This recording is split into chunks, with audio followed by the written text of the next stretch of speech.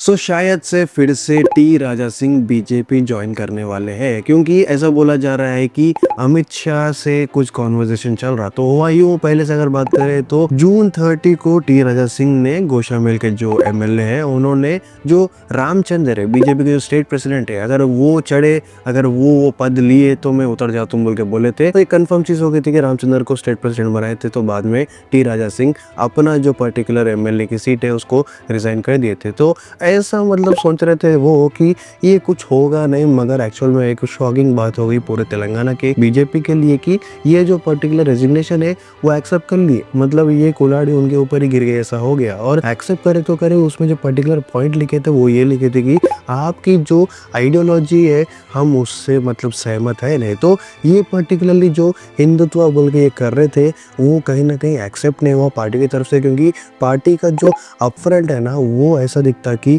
हम सबके लिए न्यूट्रल है। ये चीज से कंसर्न रख के वो जो रेजिग्नेशन है वो एक्सेप्ट कर लिए, और अब वो करंटली एमएलए नहीं है, और वो जो बीजेपी का पद है वो फिलहाल था नहीं। अब ये चीज की वजह से ना बहुत लोग खुश थे, बहुत लोग नाराज भी थे, बहुत लोग अपना कंसर्न बता रहे थे। मगर वो जो क्वेश्चन है कि अब क्या होता राजा सिंह के साथ, क्या वो बीआरएस ज्वाइन करते या फिर कांग्रेस ज्वाइन करते, ये सब चीज के बारे में बात कर रहे थे। और कुछ लोग ज्यादा बोल रहे थे कि महाराष्ट्र में जो बीजेपी पार्टी है वहां पे कोई दूसरे एमएलए की सीट के लिए लड़ेंगे। मगर अब फाइनली अब ये बोला जा रहा है कि नहीं, अमित शाह ने राजा सिंह को कांटेक्ट किया है, और वो कहीं ना कहीं कॉन्वर्सेशन चल रही है कि भाई नहीं, तेलंगाना के लिए आप बहुत ज़रूरी है, और जो एक बीजेपी का स्टैंड है उसको फर्म करने के लिए तेलंगाना में राजा सिंह की ज़रूरत बहुत है। तो यहाँ पे ऐसा दिख रहा कहीं ना कहीं कि फिर से राजा सिंह बीजेपी में आएंगे। अगर आएंगे तो ये तीसरी बार होगा, क्योंकि इससे पहले वो 2 बार मतलब पेपर अप्लाई करे थे वो रेजिग्नेशन का, मगर वो मतलब कहीं ना कहीं उतना उरूज में आया नहीं। मगर ये टाइम क्या हुआ, प्रॉपरली एक्सेप्ट कर लिए थे। मगर शायद से फिर से ऐसा लग रहा कि